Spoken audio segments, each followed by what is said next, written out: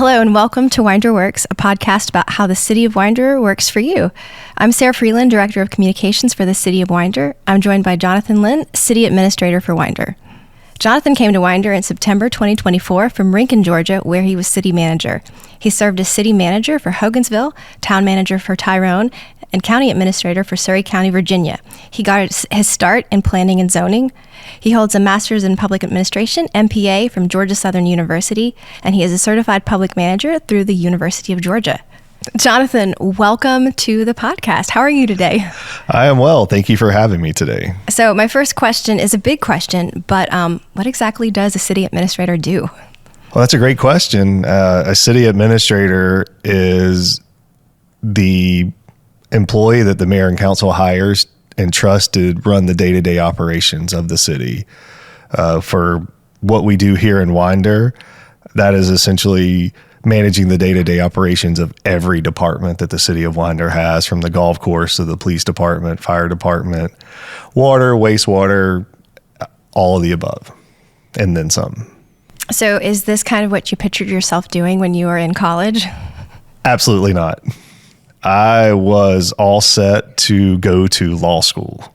I wanted to be a lawyer from the time I could remember until I was a senior in college. I'd taken the LSAT, I'd done all my applications to law school, and we had a representative from the city of Statesboro, where Georgia Southern is, come and speak with us in one of my classes. And I said, man, that's what I want to go do. And I did an immediate pivot to go get into grad school and to get into local government, with the goal being to be a city manager.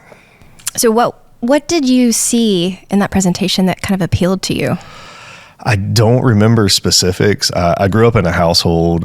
My dad worked for the Board of Education in the county that I grew up in. So I had a public servant mindset. I just didn't know it. And there was just something about being involved in so many different aspects of what a community can do. And I'll be very honest, I don't think I really knew what a city manager or county manager was until that person came and talked to my class. So what kind of education and experience do you need if you want to work in city management? So I think the education component is critical. There can be several different ways you could go with that, from business administration to public administration to from finance related, political science. That helps you out with the organizational aspect of what we do. In terms of experience, you're gonna want to get as much experience in as many different aspects as you possibly could. For me personally, I came up through planning and zoning, where I worked at a regional commission, then I was able to work for the state, and then went in the community development department director roles to get to where I was and where I am now. And that's critical. You rarely see someone that comes in that doesn't have any government experience. Periodically, you could see somebody come in that has military experience. That can be very common into what we do. But you want somebody that has the ability to deal with people, that can have critical and crucial conversations that a normal person may not have the ability to do, because that's just not something that they've always done. And it's just something you have to have that experience to do. So on that note, it sounds like your job is a lot of talking to people, working with government agencies, working with our local politicians. Kind of, what does a day in your life look like? I can't tell you what a day looks like, but I can tell you that there are no 2 days that are the exact same. You can spend, in this role, you can spend half a day just going through a personnel manual, looking at ways to improve the life of your employees, or you can spend a half of a day going back through trying to find a file that you needed from a development that happened 7 years ago. And those are great days. You want to be able to find solutions. You want to be able to help people. But then you have the really great days where you can go in and say, man, we really finished this project today. Right now we have a project that we went to a meeting today about that has been 30 years in the making, that we're finally getting underway to improve businesses, improve drainage. And it's a great feeling to have, but you're able to work with the other department heads. You're able to work with outside agencies, state agencies to get the funding, to get the go ahead. And those are the days where you go home at the end of the day and you're just mentally exhausted. You're done, but you know you did something good. So it sounds like you're wearing a lot of hats because you need to know a little bit about what planning is doing. You need to know a little bit about street repair. You need to know a little bit about garbage pickup, taxes. You're wearing a lot of hats. Every day. And sometimes you get a little more experience in some of the areas than you would care to. Just throughout my career, there have been times where in smaller governments, you would lose a department head. Well, the only person that can come in and do decision making in those would be your manager or administrator. So there's been times I've had to run a police department or run a golf course or a finance department or a planning department as the manager. And that's tough because you're also still running the city, the day-to-day operations that you're entrusted to do. But being able to do that, you get just enough knowledge to be able to help a department when they need it. But what we have here in Winder, and it's really great and very refreshing, is we have a great complement of department heads that are all subject matter experts in their field. And that is a blessing that not a lot of jurisdictions truly have. And we're very lucky. So one of my questions was actually, what really does it take to keep a city running? I bet there's a lot that goes on behind the scenes that people just don't realize.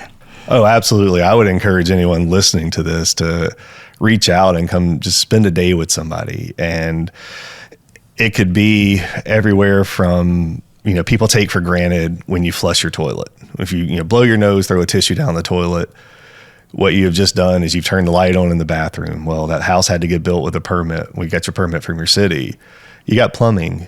Well, you got the plumbing from the city. You pay for the water from the city, but then you have to flush it. But you're also paying for that water to be treated at the wastewater treatment plant. So then when it's discharged into a stream or into a lake, that it's not polluted.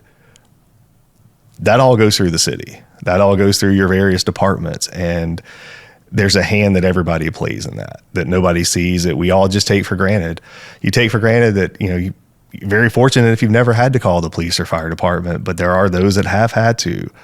And our ability to respond quickly, efficiently, and to keep the public safe, people just automatically assume that's a given. But there's ways that those departments have to be managed. And we have a great police chief and fire chief that do that. But their budgets have to be approved. Their expenditures have to be approved.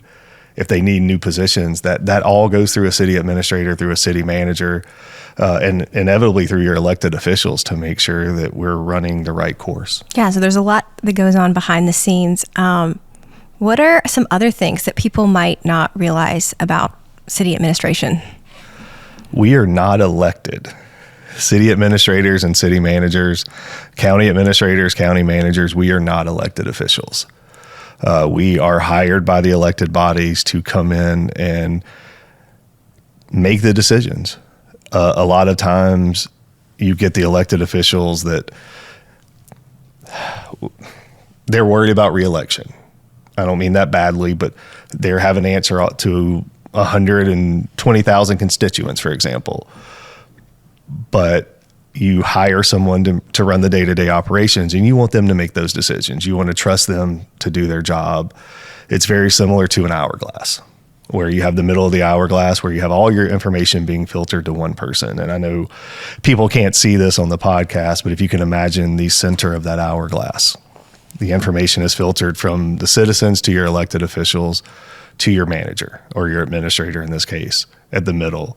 The manager is then filtering that information to the appropriate department heads, to the appropriate staff, and then it goes right back up to council that goes back out to the citizens.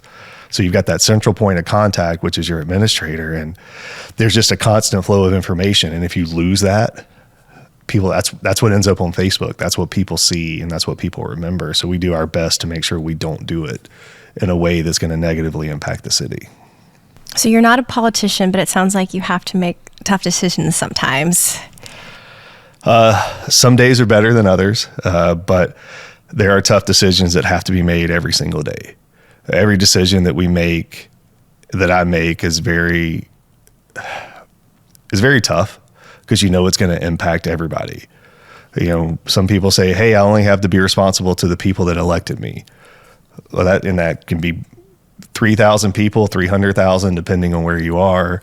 But your manager administrator is responsible to every single one of those people. Their taxes pay our salaries. So we're making sure that we're providing the highest level of service. We're keeping their roads free of potholes. We're making sure the water's flowing, that sewage isn't backing up in people's yards, that trees are cut, that police cars are operational if they have to blue light somebody or run to a scene, that those cars can crank quickly, that they're running smoothly, that you can pay your utility bill online, that we have enough money to pay our employees. That's every single day. And it's amazing to be able to have a hand in that in a great way. So kind of on a similar note, what is the most rewarding part of your job? The most rewarding part in this profession in general, as well as this job, is being able to put my kids in the car and take them somewhere that they want to go back to again. Because not to sound corny with this, but to know you had a hand in what your kids are doing, whether it's a park, whether it's a restaurant, whether it's a street or a sidewalk. There may not be your name on it. You may not have laid the concrete, but you helped get it there. You helped to guide the ship. You helped solve a problem. That sidewalk could be there because, gosh forbid, somebody ran over it and you had to replace it. Well, you got it replaced quickly. Or the project we have going on right now that's decades in the making. Somebody's car didn't get stuck in the rain because the water puddled at the bottom of a bridge. All these little things can make anything rewarding, but you're not necessarily going to be in the paper about it. You're not going to get an attaboy on your back.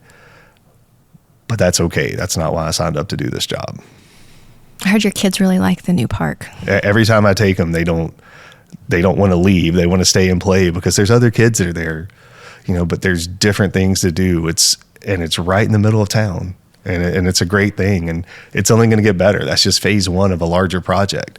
But those are those projects that you want to be a part of, that you don't get to do everywhere. And we're very lucky to have that ability to do them. So, what is something that's coming up that you're really excited about? So there's a large project we have right now that is we're getting ready to partner with the City of Auburn to do this big water reservoir. And when I say big, I had to do a double take the first time I saw the specs for the project. It is a 1 billion gallon water reservoir, and that's billion with a B. But what that does, it shows collaboration with the City of Winder and the City of Auburn, but it's a water source because we're growing. We're providing for generations to come that have the ability to have clean drinking water, that have the ability to utilize our resources. And, people listening may take it a little bit for granted. Oh, they're just storing water. One of the issues that I have heard about, for example, from the California wildfires back in January of this year, a couple of their water reservoirs were dry and they couldn't pump water out, so they couldn't get water to the fires quick enough. God forbid, I hope that's not a reason we need to use our water reservoir, but know that that's a use you can have for it. So it has these lasting effects outside of growth, outside of providing quality for people. But that's just, it's a generational project, and those are the best ones to be a part of. But that's the project I'm excited about. But everything we're able to check off a list just allows us to do one more thing for the community, and that's amazing. So a lot of what I hear you saying is that the city does a lot of the invisible things behind the scenes that you don't think about unless, God forbid, you run out of water or something like that. So we're behind the scenes taking care of things that you don't notice. I think so. I think the more you don't notice them, that means the better we're doing. That means we are getting things done. And I love people to take things for granted, that just assume they're supposed to be there, because that means we're doing them. That means they're getting done. When you hear people say, oh, well, this needs to be fixed or that needs to be fixed or why is this there? That means we're not getting things done. But when people just ride to the store and they ride home and, oh gosh, they didn't think anything about it, that means everything is moving the way it should be. So is there one thing that you think people kind of maybe don't understand about what it takes to keep a city running? I think there's a lot of things that people don't understand about it, and I think that's okay.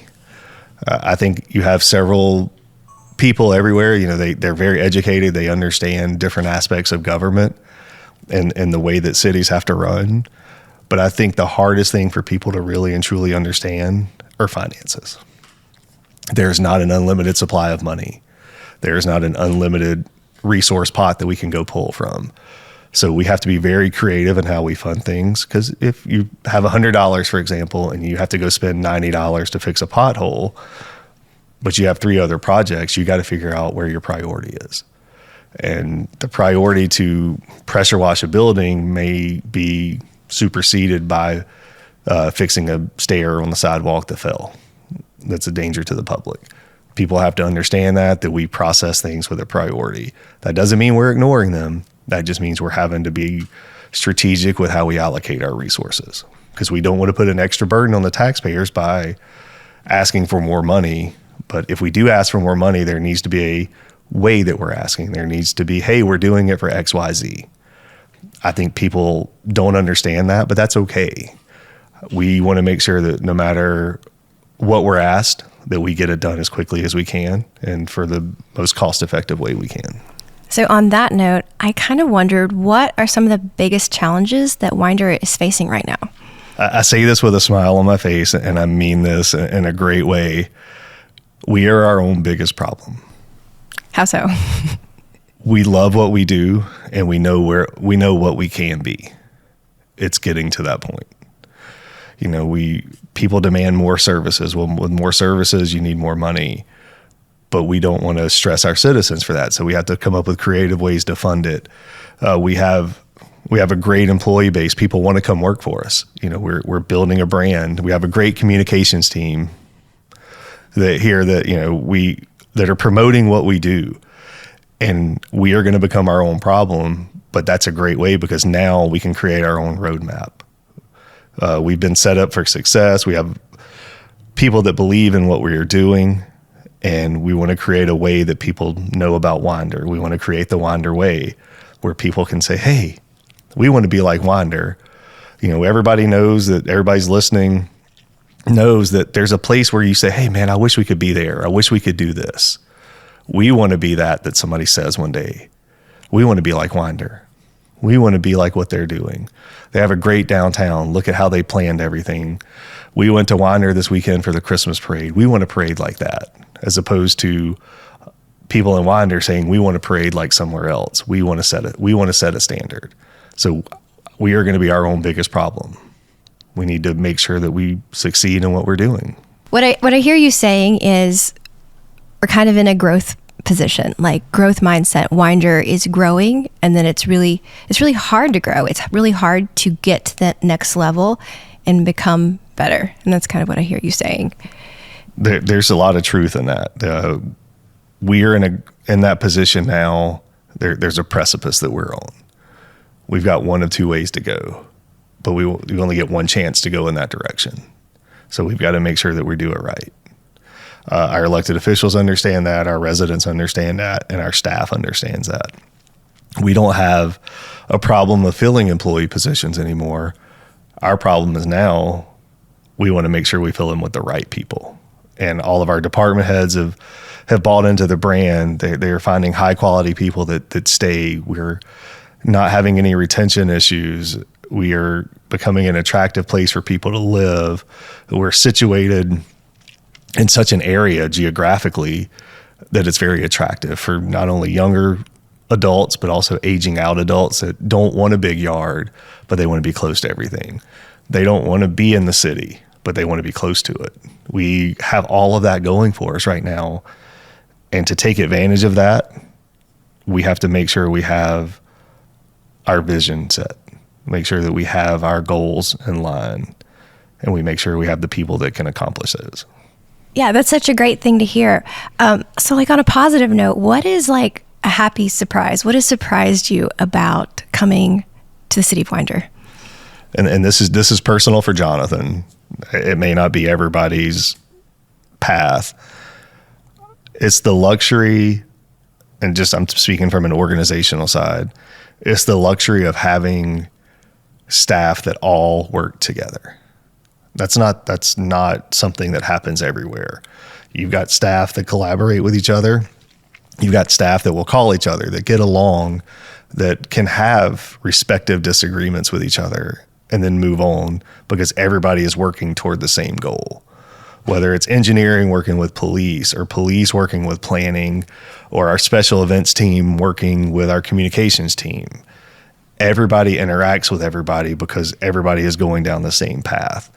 And that is not something that happens everywhere. That is a breath of fresh air. You got a golf course that is absolutely beautiful, that has worked hard to get there. You've got a police department that continues to train, that continues to find ways to better police our community. We have a fire department that's always looking to make sure their equipment is the best, that they're putting a focus on physical fitness because you never know what the situation is going to entail. We've got a finance department that continues to get better. They don't want to rest on their laurels of having the Distinguished Budget Award. They want to do one better. We've got a gas department that receives 0 findings on inspections. We just want to keep getting better, but everybody works together, and that's very refreshing. And it's a great problem. So, Jonathan, I heard you mention this, but what is the Winder Way? I think we have a way about us in Winder, and I think there's what we want to instill into all of our employees, and hopefully that trickles into the public, is the Winder Way. And it's not anything that people have to do.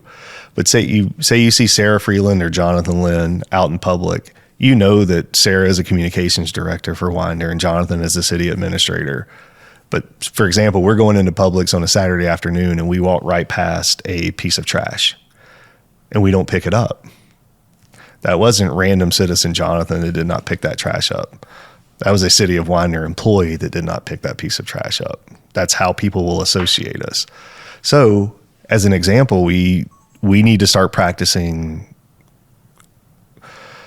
being relentless in a pursuit, so to speak, where if we see a piece of trash, pick it up, because then that narrative is automatically changed as to, did y'all see it on a Saturday? The City of Winder employee over there picked up that piece of trash. Maybe I should do that. Maybe if I see a piece of trash somewhere, I should do it. Or, hey, there's a City of Winder employee that something simple as I held the door open for a lady at church or a child coming in the building. They see that's a city employee. We are people. People need to see us lead by example. And it's just very simple things. It's not something that costs money to do. It's just being an example for people to see. And I think that's great. I think we can instill that. And it just goes with the culture that we are setting for our employees, that we're that place that people want to come work. So why not take advantage of that? Why not show by example that we can lead, that we can be better than we are? And that's a good thing. We're already getting great, but we can still be better. Yeah, everybody can do their part to make the community better. That's correct. And it doesn't matter where it is or when it is, but people will pay attention. Jonathan, thank you so much for coming in. It was really great to learn more about what you do. And actually, next month, Jonathan is going to take over as host of this podcast. Do you want to tell people what they can look forward to? Sure. This is the first in a series that we are calling Winder Works. And going forward, you will be able to learn what our departments do on a daily basis. It's great to hear things, but we are going to show you what a planning department does, how our engineering department works, how our wastewater treatment plant works. And it's just another way for everyone to learn what our city does for our residents on a day in and day out basis. Thanks for listening to Winder Works. We hope you enjoyed the show today. Stay informed by following the City of Winder on Facebook, Instagram, and YouTube. And make sure to visit www.cityofwinder.com to learn more about Winder, the City of Opportunity.